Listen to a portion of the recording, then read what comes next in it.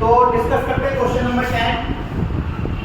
क्या बोला गया है कि दो पोल है जिनकी हाइट सेम है और दोनों एक दूसरे के अपोजिट है।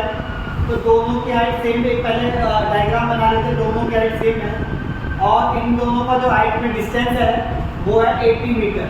ठीक है, किसी एक पॉइंट से एक पोल का जो एंगल ऑफ एलिवेशन बनता है वो बनता है 30 डिग्री।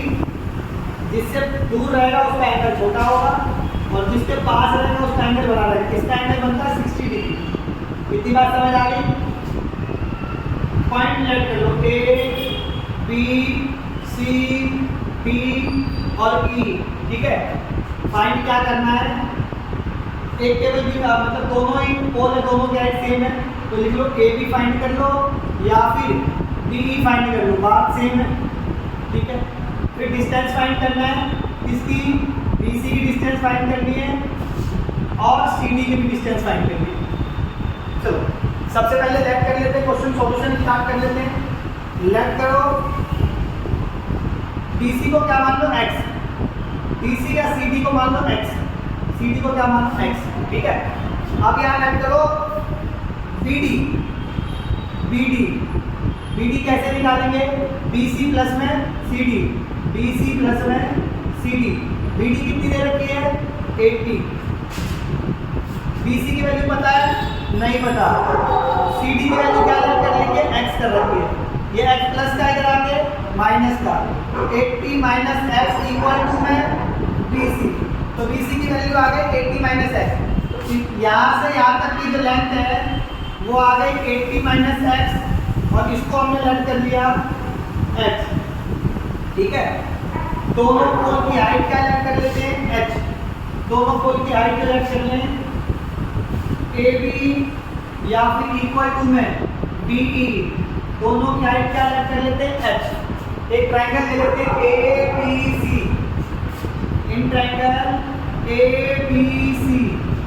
ठीक है, तो परपेंडिकुलर करते हुए बेस ले लो, P अपॉन में B ले लो, tan थीटा होता है। ठीक है, तो परपेंडिकुलर होता है AB, बेस होता है BC, इक्वल टू में tan 30 डिग्री। AB की वैल्यू पता है h, BC की वैल्यू 80 माइनस x और tan 30 का ये 1/√3 इधर हो जाएगा 80 माइनस x इक्वल टू में h√3। ठीक है, इक्वेशन नंबर 1 लेट कर लो। ठीक है, अब लेट कर लो, अब दूसरा ट्रायंगल लेते हैं CDE, in triangle CDE perpendicular क्या है BE और बेस क्या है CD, tan 60 डिग्री। इसी बात समझ आ गई। BE की वैल्यू कितनी है h है, CD की वैल्यू कितनी है x है, tan 60 की वैल्यू √3 अपॉन में 1 क्रॉस मल्टीप्लाई करेंगे, h equal to x√3। Equation ये आ गई आपकी वैल्यू, x की वैल्यू आ गई। x की वैल्यू किसमें पुट कर दो, इक्वेशन 1 में put the value of h in equation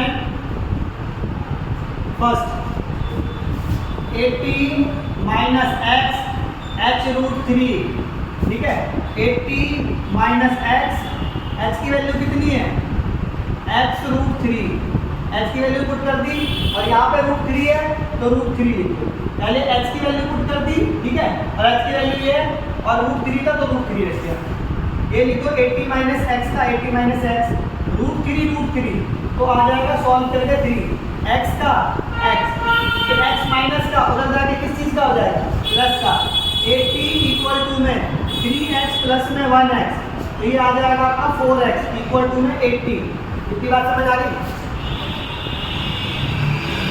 अब आपका 4 मल्टीप्लाई का इधर आगे किस चीज का हो जाएगा डिवाइड का, तो x इक्वल टू में क्या हो जाएगा 4 से काट दो, 4 1 जा 4 और 4 2 जा 8, तो क्या हो गया 20। x की वैल्यू कितनी आ गई 20।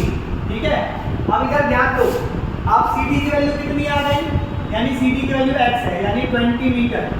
ठीक है, BC की वैल्यू कैसे आएगी यहाँ से ध्यान दो, तो लिखा हुआ है 80 माइनस x। देखो BC की वैल्यू 80 माइनस x, तो 80 का 80 और x की वैल्यू 20 तो आ गया 60 मीटर। इतनी बात समझ आ गई।